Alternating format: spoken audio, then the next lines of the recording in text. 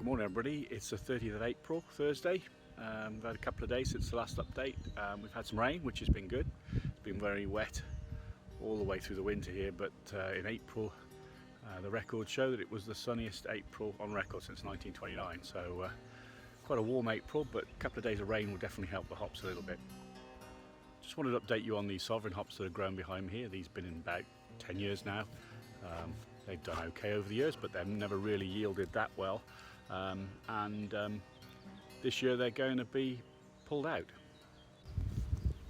So farmers taking the decision to take these out. They haven't yielded, as we say. You can see that the poles and everything are being wound up, and this yard is being gradually taken out. It will be finished in the next few days.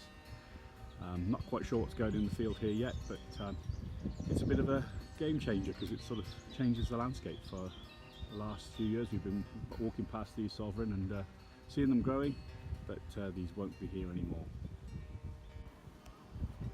Many of you will remember when the hedgerow system, or dwarf system as it was originally called, first went in, about 97 I think it was, when the first plants were going first gold, and the new system was looking really good for a while. We're still trying to develop new varieties to go on this system, because we think it is a more economical way to grow the hops, but we haven't been able to get the yields and the flavour. So we continue to work on that, and hopefully in the next couple of years we'll get some varieties through that we'll be able to see these dwarf hops on the farm again.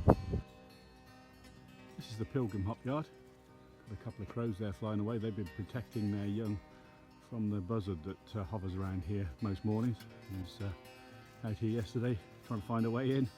But you can see the Pilgrim here. We haven't updated you on the Pilgrim yet this year. Pilgrim looking well, and the last few days of sunshine and warmth and that bit of rain in the last couple of days has really sent them around. We've got some geese going overhead there. You see also that these plants have been trained. So you can see that down below here, these plants down here, these shoots down here have all been knocked back, knocked away, and are just selecting a couple of shoots per string to make their way up to the top. Everything else from now on in will be discouraged in the bottom of the plant here, because as we said before, this is where the pest and diseases will harbour, and that's not what we want. But these two shoots look very strong on each of these strings, and they're going to grow away very quickly once the sun comes out again. It's a bit colder here this morning, so perhaps not so much growth today.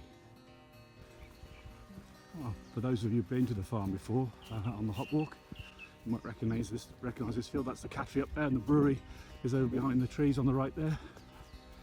Hop Shed Brewery. This was the sovereign yard. This is another one that's been pulled out due to poor performance and probably a few under sales on these. Sales haven't been quite as good as they should have been, so these have come out. And over in the distance there is the JESTER, which we're walking towards now. Say this coronavirus times, it's been quite tricky for breweries. Their regular outlets, the pubs, have all been closed, and sales of beer are well down. And so if you can support your local brewery or the brewery in the supermarket, have a beer, extra beer tonight, put an extra couple of tins in the supermarket trolley, or place that order for your local brewery, then please do it. It not only supports the breweries, but it also supports the suppliers like ourselves at Charles Faram, and also the maltsters, and everybody involved with the industry. Really, it's a big thing for us, and we're hoping that the pubs will be open again soon, and we can join you all for a beer.